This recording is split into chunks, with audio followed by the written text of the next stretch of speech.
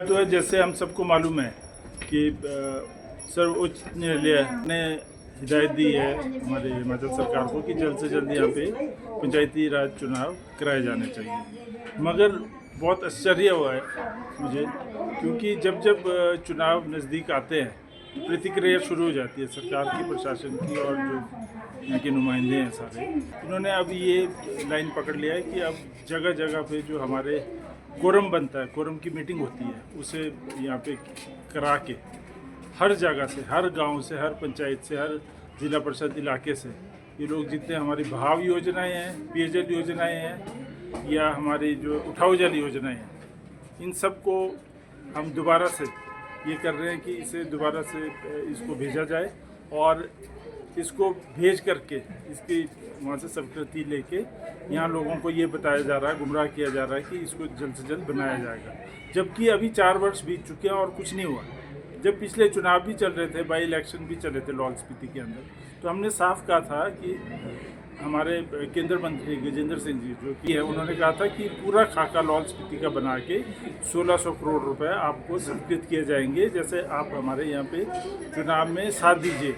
मगर उस समय गुमराह किया गया।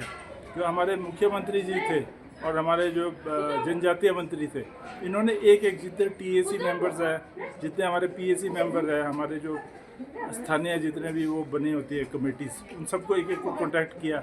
और जो कार्यकारिणियाँ जितनी बनी हुई थी पार्टी की, चाहे वो ज़िला की थी, चाहे वो हमारे ब्लॉक की थी और अन्य थी, उनको इन्होंने कॉन्टैक्ट किया और ये कहा कि हम सब कार्य करेंगे, कोई कार्य नहीं रुकेगा। इस तरह से गुमराह करके सारे वोट उनके ले गए।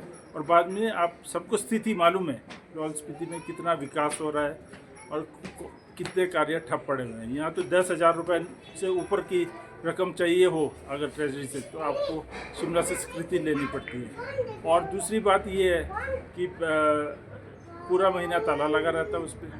तो अभी ये जब जब चुनाव आते हैं उसके पास में ये ढोल नगाड़ा और नाच गान शुरू हो जाता है, उनका लोगों को दर्शाते हैं सब ठीक है और सब कुछ ठीक हो जाएगा।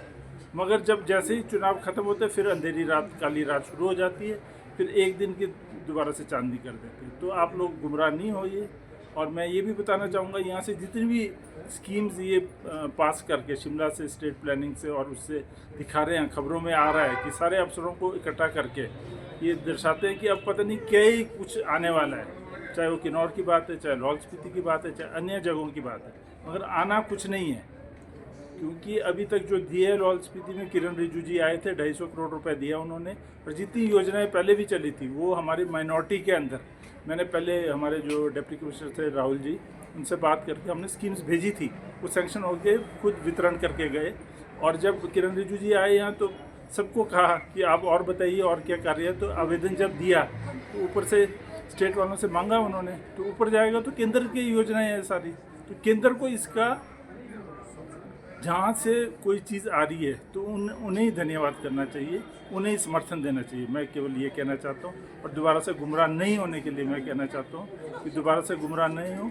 क्योंकि अभी क्या है कि जब ये कोरम होता है तो फिर से वही अफसर और वही जो हमारे कर्मचारी अधिकारी आएंगे, वो बताएंगे ये हो जाएगा, वो हो जाएगा, आपसे दस्तखत लेंगे। जैसे पीछे हमारे प्राकृतिक आपदा हुई तो उसमें कहा कि आप सब लोग हस्ताक्षर कीजिए, ये आप कागज़ बनाइए और इसे पूर्ण करते ही आपको पैसे मिलेंगे, मगर कुछ नहीं मिला। इसी तरह से 2023 में भी हुआ था।